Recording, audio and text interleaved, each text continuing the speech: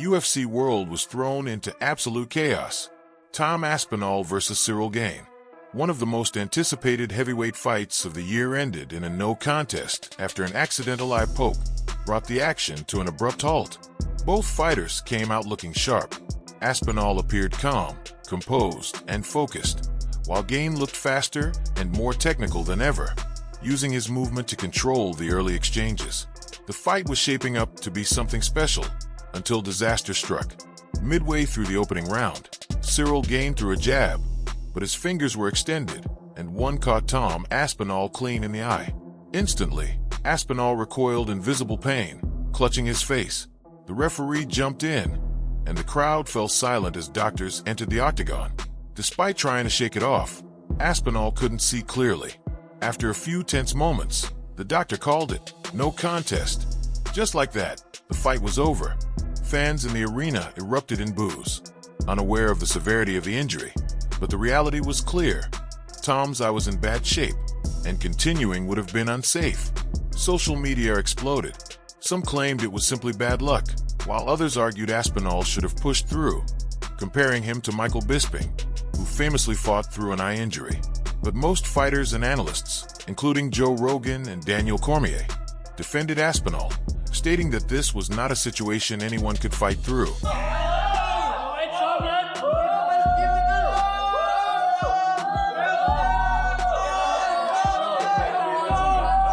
Looking sexy, Tom. Did you hear that one? It's it. Yeah.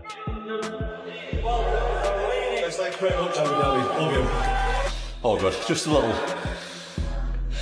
shakeout today. Nothing crazy. We're only 5 days to the fight, so I'm not going to learn anything or get any better now. So I'm just trying to having a year of not having something to work towards. I've always been in the gym, but it's nice to have a goal, have an opponent. This fight in particular has been simmering for quite some time, so looking forward to getting in there, doing the job. I just want to be a champion who fights often, regular, and fights the best guys. I don't want to be these guys who fight, with big breaks in between, because that's what's happened. Nothing to do with me. I'm ready to put a stop to that. Be active, be an active champion, be a defending champion, and fight the best guys. He's the #1 contender, so I think that's what champions should do. Is they should fight the #1 contenders. I'm the champion. He's the next best guy. Let's fight and find out who the best guy is. That's the way it's supposed to go. Cyryl's a really good opponent. He's really unique with his style. I've never fought anyone like him before. That being said, he's never fought anybody like me before. So let's get in there, see what happens. That's what dreams are made of, isn't it? That's what I got into this sport to do, is to be the UFC heavyweight champion. To walk out there, last on the card, everyone's waiting for me, walk in there, put in a big performance. When I was a little boy putting the gloves on for the first time, I was thinking about this kind of stuff, so I always have to keep reminding myself this the whole time, is like, all the pressure, all the titles, all the fans and all that aside, I'm here doing what I love, I'm here doing what I dreamed of, and looking forward to going and doing it. I'm a fan of Ciryl Gane as well. I just feel like Tom Aspinall is the next generation of the same thing we saw the likes of John Jones doing in terms of the dominant fashion that he took over his division. I feel like the same thing is going to happen with Tom Aspinall. That style at heavyweight is unseen. Ciryl Gane has a little bit of a bounce in him as well. I just don't think he's got the same snap and power that Tom Aspinall has, as well as the ground game as well. Although you probably won't see it in this fight. I feel like he could get a knockout in this fight. Gane, very safe striker. Doesn't fully commit with big shots all the time. He picks his shots. How does that work against Tom Aspinall? He's one of the most explosive guys. Like, he's the fastest heavyweight I've ever seen. And I think he just blitzes straight through Gane, to be quite honest, whether it's a takedown or even with the strike. Tom Aspinall has been living a great moment. Ciryl Gane is a great fighter. He's experienced, he's seasoned. Tom is really good. Ciryl is much faster than his other opponents. Tom Aspinall, I think until proven otherwise, he's the guy. Hard to predict, but Ciryl Gane is very good too. I would say Tom Aspinall. I think maybe TKO, ground of out. Aspinall, he can do that. Tom Aspinall, submission, first couple rounds. Tom Aspinall, phenomenal heavyweight, great athlete, decision. Ooh, I got Tom Aspinall in that one. It's heavyweight, so someone's getting knocked out, and if I think Tom's winning, then I guess It's a brutal outcome for Tom Aspinall, who waited over a year for this fight, only for it to end like this. And for Ciryl Gane, It's frustration as well. Even though he looked impressive, he walks away with no win, no closure, and a fight filled with controversy. World, the pride of Wigan, the one and only Tommy Aspinall, Tommy Aspinall, na. Tommy Aspinall, Tommy, defending his undisputed gold, technically for the very first time against the pride of France, the French prince himself, bon gamin himself, the one and only Ciryl Gane. These two have been going back and forth for the better part of 2, maybe 3 years.